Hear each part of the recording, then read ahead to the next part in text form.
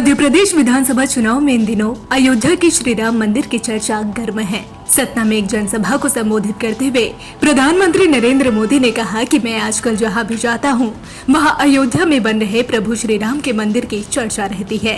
उन्होंने कहा कि श्री राम मंदिर को लेकर पूरे देश में खुशी की लहर है, लोगों में उत्साह देखा जा रहा है।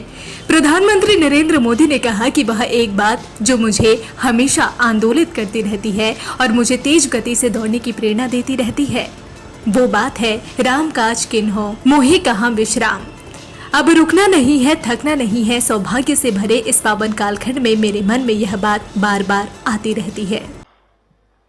साथियों, मैंने अपने राजनीतिक जीवन में बहुत से चुनाव देखे हैं और बरसों तक तो मैं चुनाव लड़ाता रहा। मैं कभी लड़ा नहीं, लेकिन बाद में लड़ने की भी नौबत आ गई। लेकिन इस बार मध्य प्रदेश का चुनाव बड़ा ही दिलचस्प है और मैं देख रहा हूं इस बार मध्य प्रदेश का भविष्य मेरी माताएं बहनें तय करने वाली है। मतदान में अभी इतने दिन बचे हैं, लेकिन उससे पहले ही कांग्रेस का झूठ का गुब्बारा पंक्चर हो गया, फूट गया है। कांग्रेस के झूठ के गुब्बारे की हवा निकल गई है और आपने देखा है ना, जब गुब्बारे की हवा तेजी से निकलती है तो वो कैसे लड़खड़ाता है, शोर मचाता हुआ इधर उधर जाता है। वैसे ही हारते हुए कांग्रेस के नेता इधर उधर भागते हुए अब सिर्फ शोर ही शोर मचा रहे हैं। कांग्रेस के पास एमपी के विकास का कोई रोड मैप नहीं और इसलिए कांग्रेस के थके हारे चेहरों में यहां के युवाओं को कोई भविष्य नहीं दिखता है। इसलिए एमपी को भाजपा पर भरोसा है, एमपी को मोदी की गारंटी पर भरोसा है।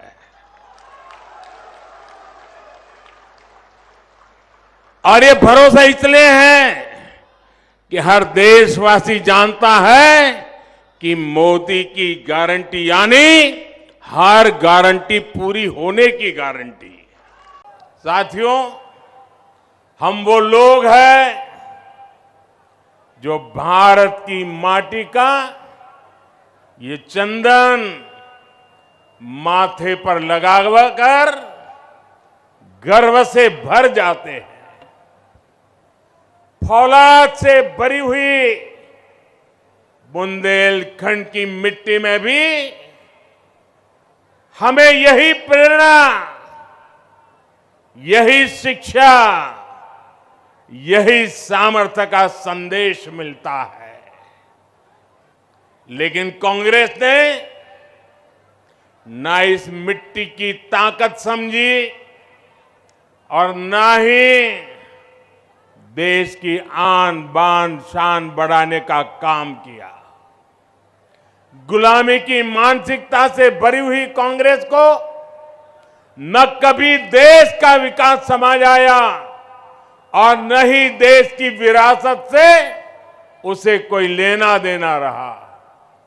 हमारा एक छतरपुर का खुरचन,